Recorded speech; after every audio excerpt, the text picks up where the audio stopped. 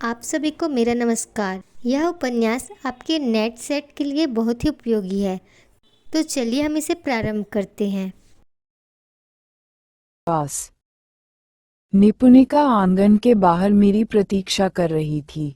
उसकी सखी बनकर मैं जब बाहर आया तो हंस के समान धवल वरना ज्योत्सना से भरी हुई धरती को देखकर चित्त एक अनुभूत आनंद से भर गया।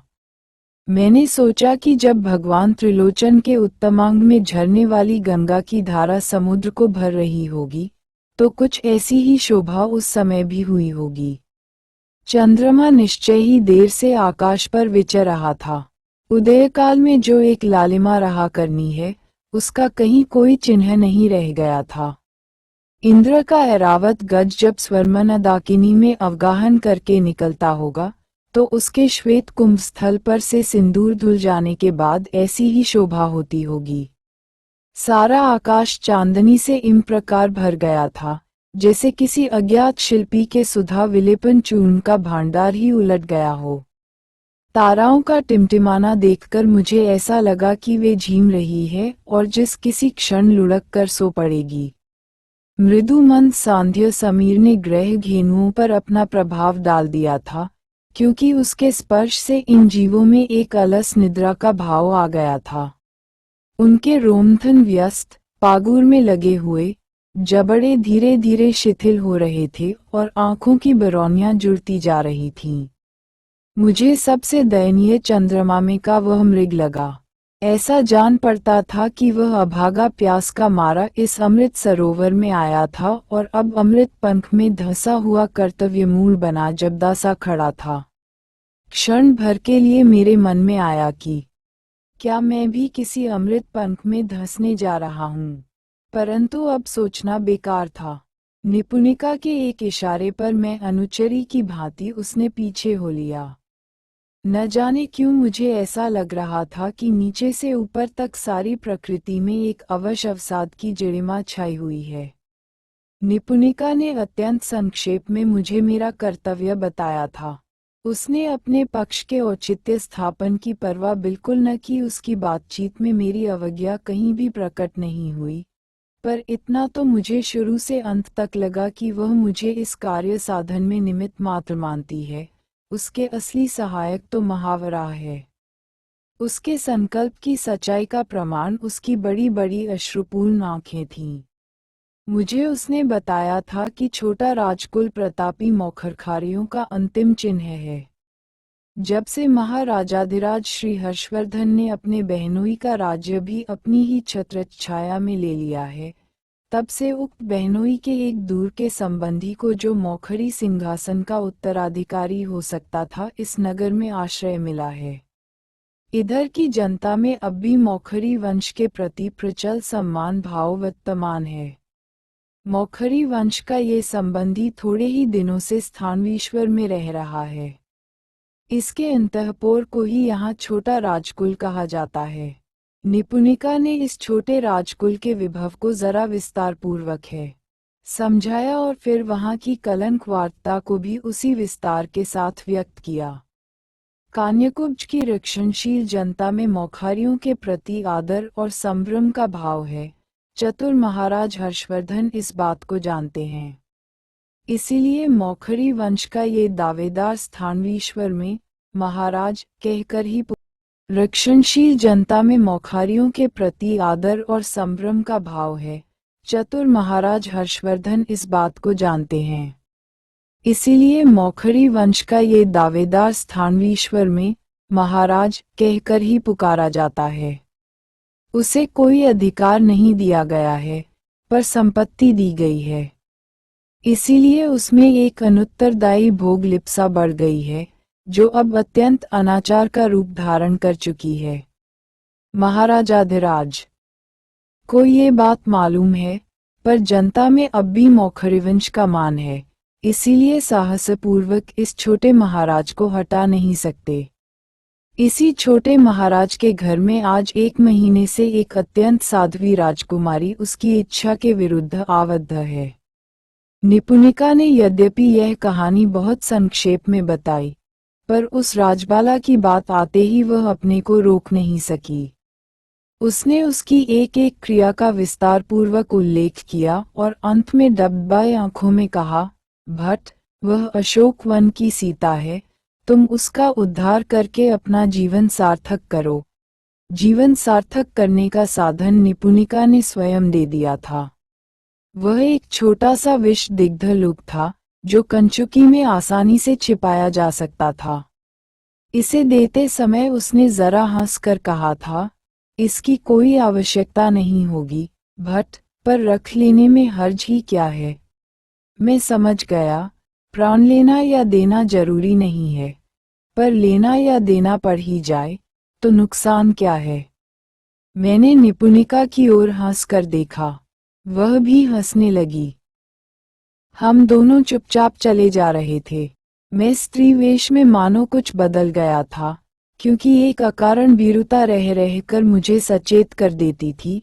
कसे हुए कंचुकबंद मानो किसी अनजाने महागौरव के निरोध यंत्र बने हुए थे और आगुल्फ लंबे उत्तरीय ने किसी अननुभूत सौंदर्य लक्ष्मी को सारे बाह्य जगत से अलग छिपा रखा था।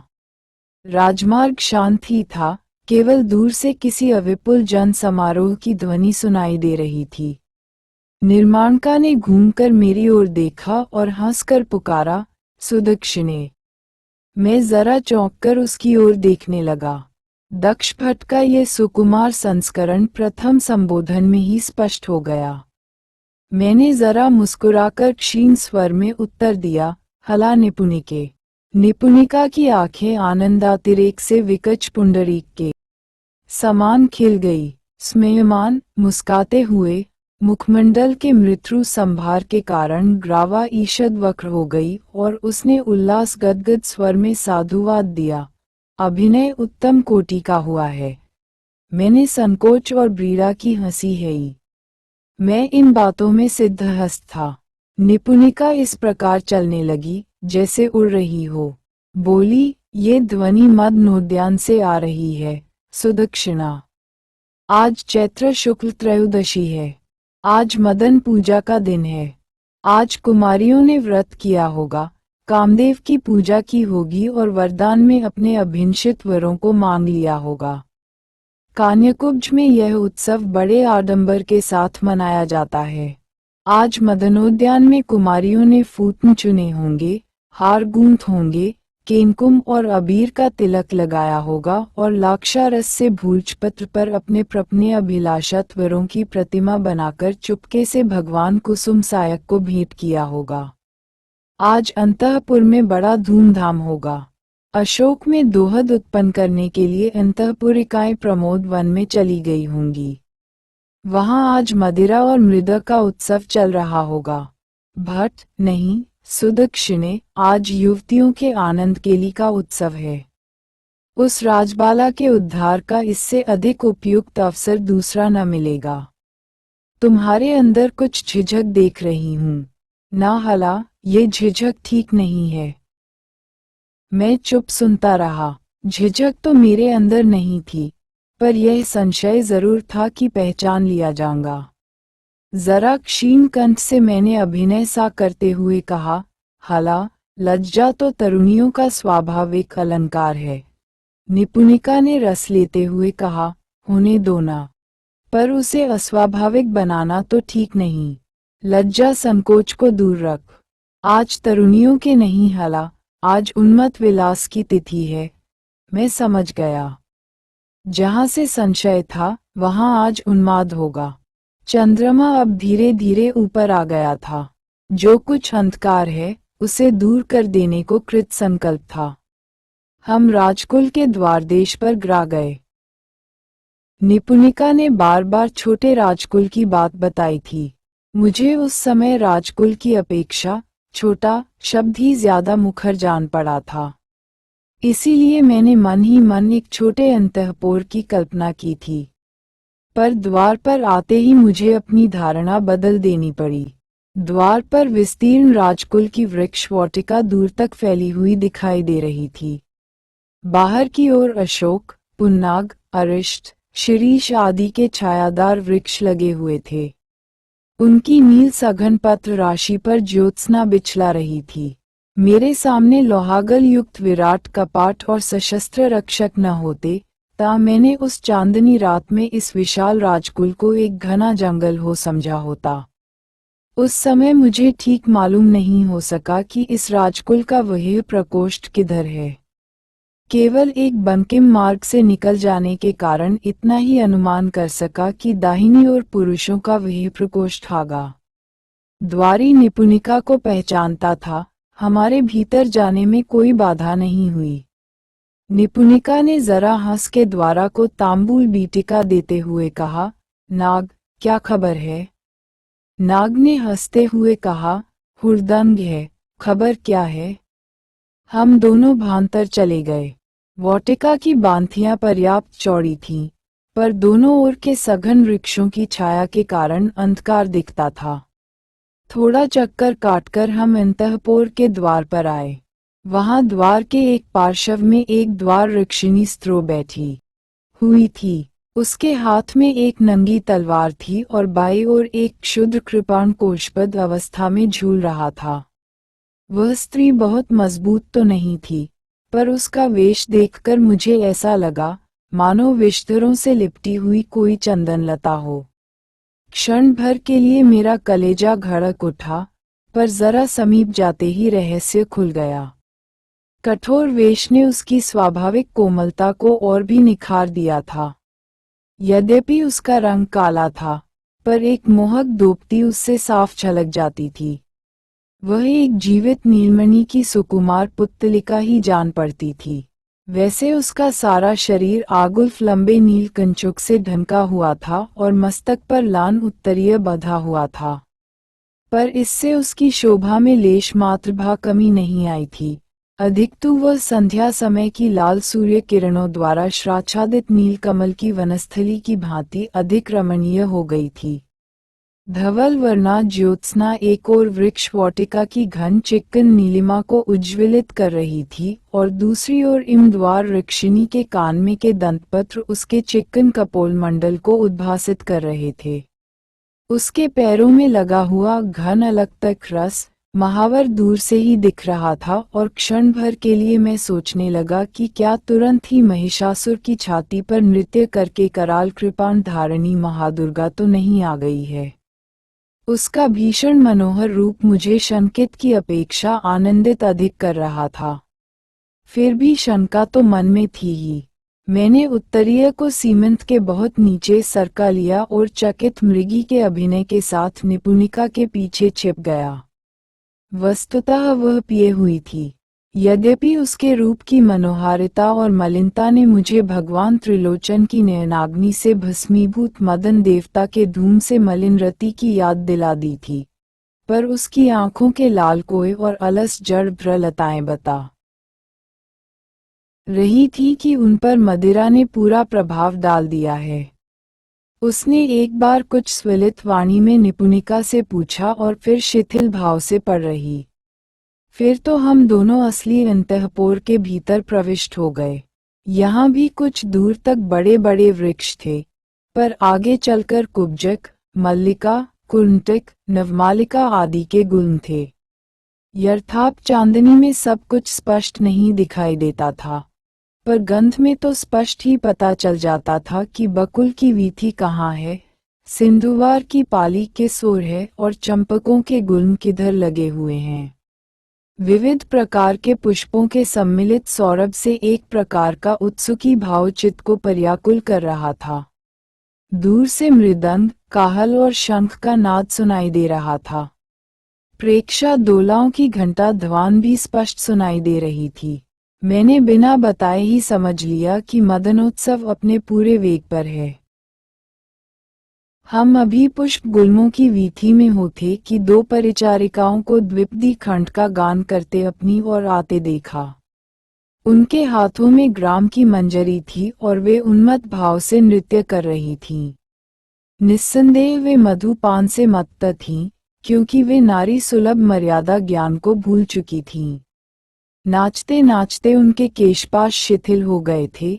कवरी, जूड़े को बांधने वाली मालती माला न जाने कहाँ गिर गई थी। पैरों के नूपुर पटकन झटकन के वेग को न संभाल सकने के कारण दुगुने जोर से झंझना उठे थे। उनके भीतर और बाहर उन्मत्त आमोद की आंधी बह रही थी। उनमें से एक निपुणिका की ओर बढ़ी।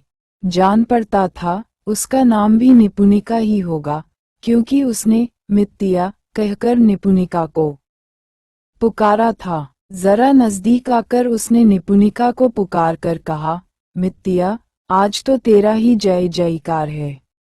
महाराज ने घोषणा की है कि जो परिचारिका नई बहू को प्रमोद बन के उत्सव में ले आएगी, उसे अपना रत्नहार उपहार देंगे। तो जान सखी, धूमरी एमी बड़भागी कौन है जो नई बहू को घर से बाहर निकाल सके। वे तो पूजा में लगी है। बहुत देखा है बाबा, इस राजकुल में ऐसी पुजारिनें कई गंडा आ चुकी हैं। अरे भला, यह नई चिड़िया कहाँ से फमा लाई, मित्तिया। इतना कहकर वह मेरी ओर मड़ी। निपुणिका ने मेरे कान में धीरे से कहा, शिबा है, मैं मतलब समझ गया। शिबा कान्यकुब्ज की बोली में मदिरा पी हुई स्त्री को कहते हैं। निपुणिका ने मुझे साहस बढ़ाने के लिए यह बात कही थी। इतने में वह स्त्री मेरे पास आ गई। मैंने समझा अब की भेद खुला चाहता है, पर उसके मुख से ऐसी गंध निकल रही थी कि मेरा मुंह बरबस दूसरी ओर फिर गया। निपुणिका को अवसर मिल गया। बोली, उसे न छेड़ मित्तिया, गांव से नहीं आई है, अभी यहाँ की रीति नीति नहीं जानती। मित्तिया जोर में हंस पड़ी। 2 दिन में सीख जाओगी लली, न जाने कितनी आंखों पर नाचती फिरोगी। परंतु उसे ज्यादा फुर्सत नहीं थी। अपनी सखी के साथ नाचती हुई वह फिर एक ओर चली गई। मैंने शांति की सांस ली। निपुणिका ने साहस बढ़ाते हुए कहा, सब खींचा है, हला। उस समय दक्षिण समीर मंद गति से बह रहा था। वृक्ष वाटिका के वृक्ष लता गुम सभी झूम रहे थे। उनकी मंगे जैसी लाल लाल किसलय संपत्ति ने उनकी सारी शोभा को लाल बना दिया था। उन पर गूंजते हुए भौरों की आवाज स्खलित वाणी के समान सुनाई दे रही थी और मलयानल की मृदु मंद तरंगों से आहत होकर वे सचमुच ही भूम रहे जान पड़ते थे। शायद मधुमास के मधुपान से वे भी मत थे। अंतःपुर की परिचारिकाएं ही नहीं, कुसुम लताएं भी क्षित्रा बनी हुई थीं। मैंने निपुणिका की बात पर रहस्य की टिप्पणी करते हुए कहा, सब क्षिया हैं, न्यूनिया। न्यूनिया ने मह पर अंगुली रख के इशारा किया, चुप, और झुककर एक वृद्ध को अभिवादन किया। सारी अंतःपुर की उन्मत्त विलास लीला के विरुद्ध यह वृद्ध अपनी समस्त आयु का अनुभव लिए गंभीर खड़ा था। उसके समस्त इंद्रिय शिथिल हो गए थे।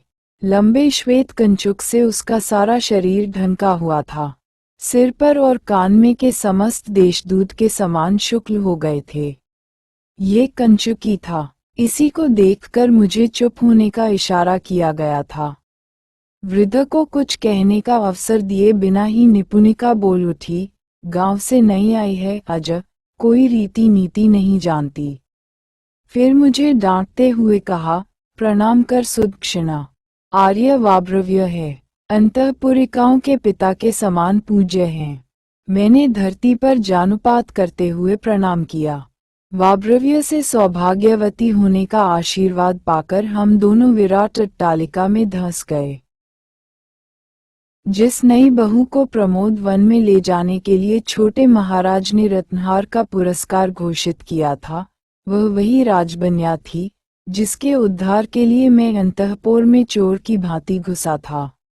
निपुणिका ने फुसफुसाते हुए मेरे कान में कहा, महावराह निश्चय ही आज प्रसन्न है, नहीं तो छोटे महाराज ये घोषणा क्यों करते। फिर नाना अलिंदों और कुट्टिम बनाथियों से अग्रसर होते हुए हम उस राजकन्या के गृह में गए। उस समय वह सचमुच पूजा की वेदी पर बैठी हुई थी। उसकी पूजा में किसी प्रकार का विघ्न न हो, इसलिए निपुणिका ने मुझे चुपचाप एक ओर बैठने का इशारा किया और स्वयं भी धीरे से बैठ गई। बैठकर मैंने एक बार सारे गृह को ध्यान से देखा। गृह के एक प्रांत में एक नाक दीर्घ शैया पड़ी हुई थी, जिसके दोनों सिरों पर 2 उपधान रखे हुए थे।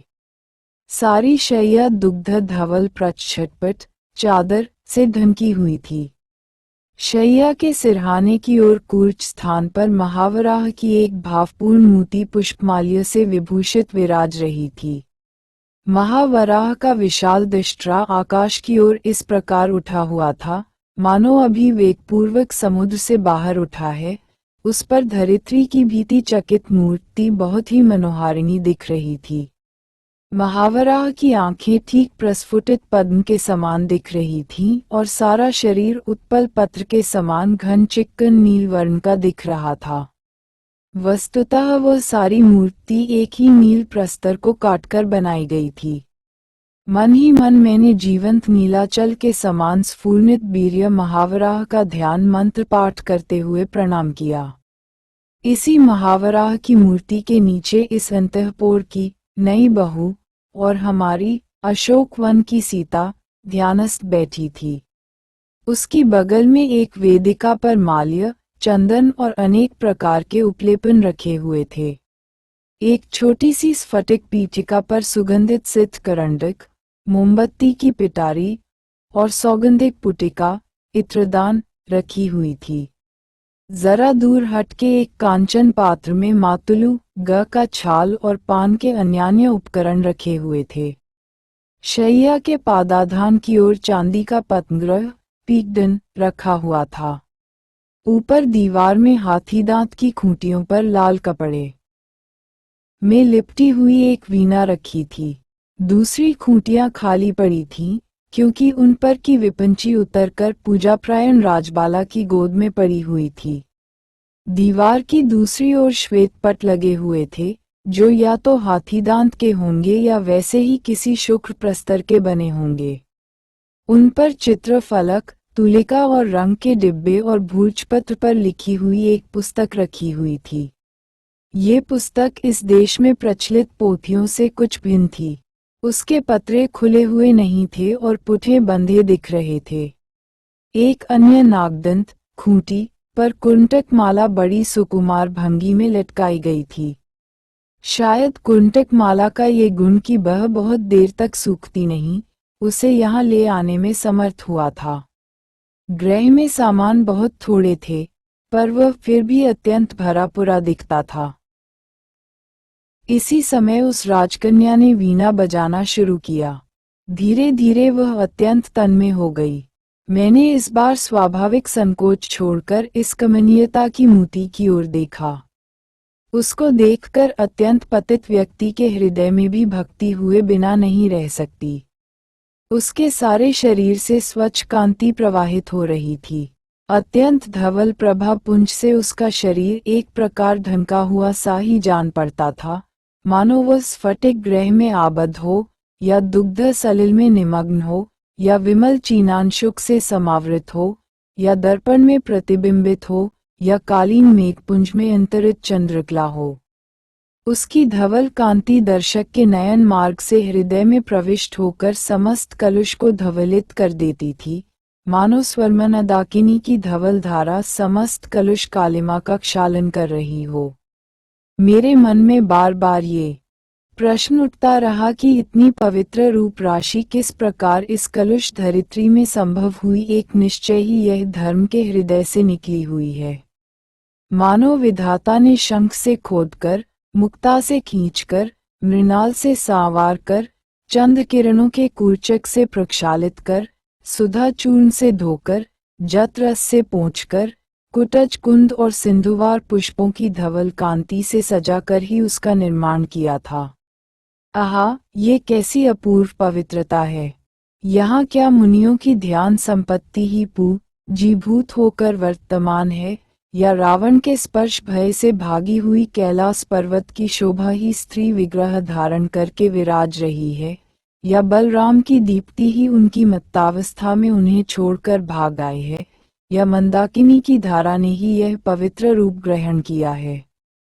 वह भक्ति गदगद स्वर में गान करती हुई वीणा बजा रही थी। मैंने ऐसी वीणा पहले कभी नहीं सुनी थी। आबाल्य अभिनय देखने में ही काट दिया। हाय, सच्ची अभाग तो हमने कभी देखी ही नहीं। शूद्रक के मृच्छकटिक में अभिनय करते समय मैंने एक बार वीणा को असुद्रोत्पन्न रत्न कहा जरूर था, पर समझा तो आज ही। उस दिन हमने अपने वयस्यों से विनोद करते हुए शूद्रक के उस श्लोक का उपहास किया था। मुझे उस दिन ये समझ में नहीं आया था कि संकेत स्थान में प्रतीक्षा करके धाधुस बंधाने और अनुरक्त व्यक्ति का रागवर्धन करने के सिवा वह और कौन सी बात है जिसे शूद्रक ने उत्कंठित की वेद्यता कहा है। उत्कंठित तो विरहातुर को ही कहते हैं और उसकी अनुगुणता तो रागवर्धन में ही समाप्त हो गई। मैंने उस दिन वह रहस्य नहीं समझा था। आज देखता हूँ कि सच्चा उत्कंठित क्या होता है। मचमुच हावीना असमुद्रोत्पन्न रत्न है। मैं शूद्रक की बात का रहस्य समझ रहा हूँ। धीरे धीरे वीणा बंद हुई। प्रमोद वन की ओर के गवाक्ष से प्रमोद वन के उत्सव का आभास मिल रहा था। नर्तकियों का एक दल चरचरी ताल के साथ गान करता हुआ इसी ओर आता जान पड़ता था। उस सम्मिलित ध्वनि में कैसी कैसी बुभुषा थी, पिपासा थी और मानो भूख व प्यास की कभी तृप्त न होने वाली छटपटाहट थी। ईषत् स्पष्ट ध्वनि में दूर में गान सुनाई दिया।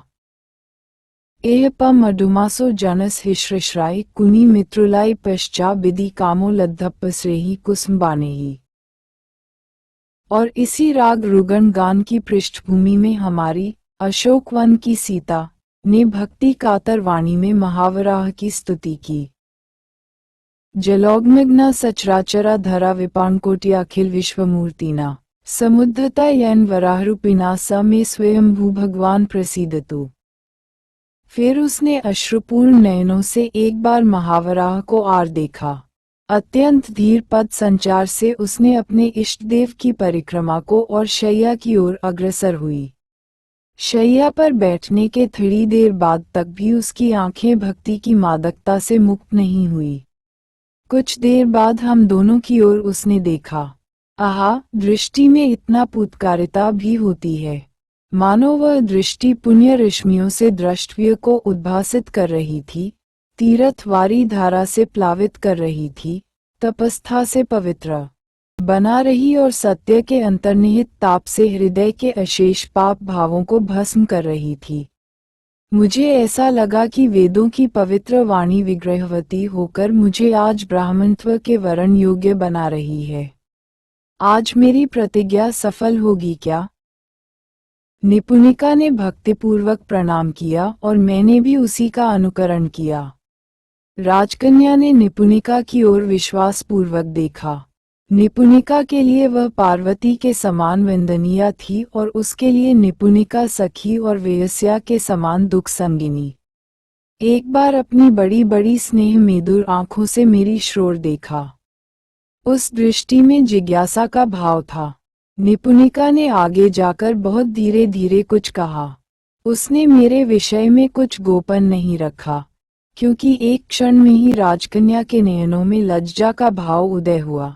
उसके धवलायमान कपोलों पर लज्जा की लालिमा दौड़ गई। वह क्षण भर के लिए कुछ ग्लान भी हो गई। उस समय मुझे अपने अनधिकार प्रवेश पर बड़ा क्षोभ हुआ, लेकिन निपुणिका ने क्या जाने क्या कहकर उसे संभाल लिया। राजकन्या ने बंकिम नेत्रपात से मेरी ओर देखा और फिर एक बार महावराह की ओर कातर भाव से ताका। उसकी आंखों से धारा बह चली। स्पष्ट ही उस कातर दृष्टि का अभिप्राय ये था कि हे इष्टदेव, अभी और क्या क्या दिखाओगे। निपुणिका किंतु कान में कुछ कहती ही रही।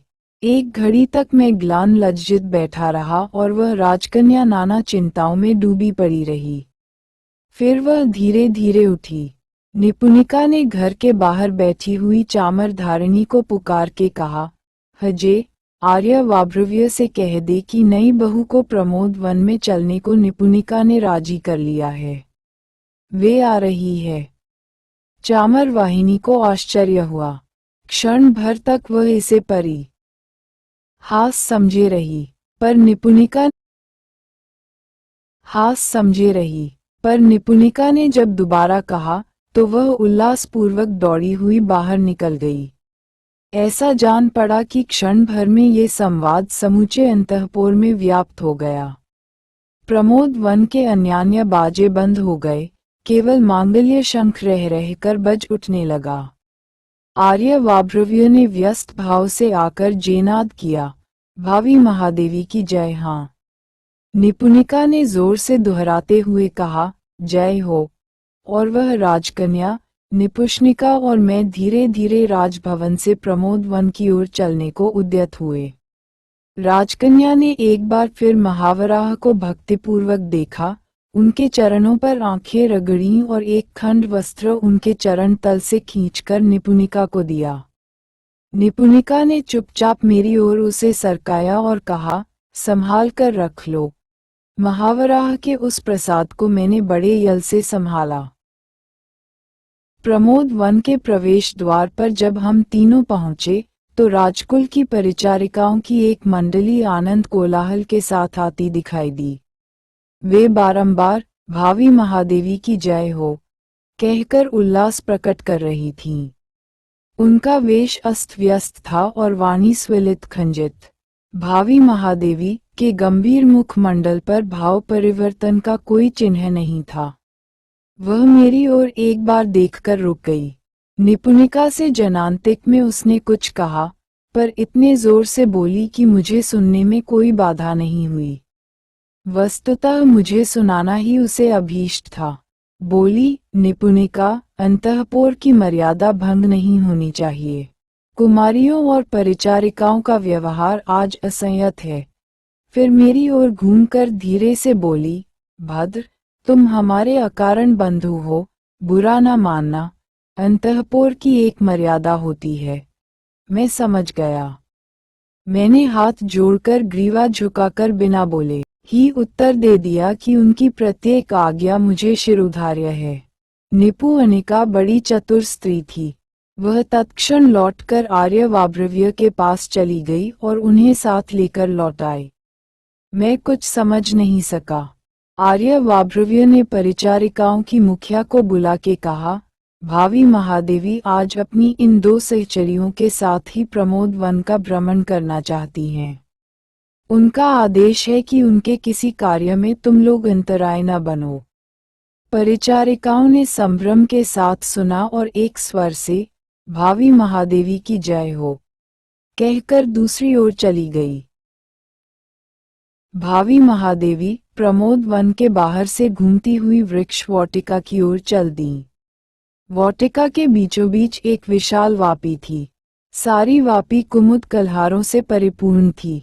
चांदनी की शुक्लता ने उसकी स्वच्छता को और भी गाढ़ बना दिया था। हम तीनों वहां पहुंचकर रुक गए। राजकन्या ने निपुणिका की ओर देखकर कहा, अच्छ, और प्रस्तर निर्मित घाट पर अवसन सी होकर बैठ गई। निपुणिका ने कहा, श्रार्ये, महावराह सहायक है। भगवान को साधुवाद दो कि दक्ष भट्ट जैसा साहसी और भद्र पुरुष हमें सहायक मिल गया है। झिझक छोड़ो, उठो। राजकन्या ने मेरी ओर प्रश्न भरी दृष्टि से देखा। मैंने धीरे धीरे किंतु दृढ़ता से कहा, आए, अभागे दक्ष को एक पुण्य कार्य करने का अवसर मिला है। साहस करो, यमराज भी तुम्हारा कोई अनिष्ट नहीं कर सकता। निपुणिका ने एक बार मेरी ओर देखा और राजकन्या के उत्तर की प्रतीक्षा किए बिना मुझसे कहा, भट्ट, नेपथ्य उतार दो। महावराह का प्रसाद वस्त्र धारण करो और प्रांत वृक्षों की शाखा के सहारे चहारदीवारी लांघ जाओ। फाटक पर हमारी प्रतीक्षा करना। मैं सब समझ गया। वाटिका के एक प्रांत में जाकर मैंने पुरुष वस्त्र धारण किया। निपु अनिका की सखी का नेपथ्य उसे ही देकर मैं एक नागदीर्घ शीरीष वृक्ष पर चढ़ गया और बाहर आकर राजमार्ग पर खड़ा हो गया। नाग उस समय उनींदा था। मैं दूर खड़ा प्रतीक्षा करने लगा। उस समय चंद्रमा मध्य आकाश में आ गया था। ऐसा जान पड़ता था कि वह शुक्त वसुंधारिणी धरित्री के ललाट का चंदन तिलक है। क्या आज धरित्री ने भी अपने उद्धारकर्ता महावराह की पूजा की है? धन्यवाद। आगे के उपन्यासों के लिए मेरे द्वारा बनाए गए YouTube चैनल हिंदी की दुनिया में सुन व देख सकते हैं।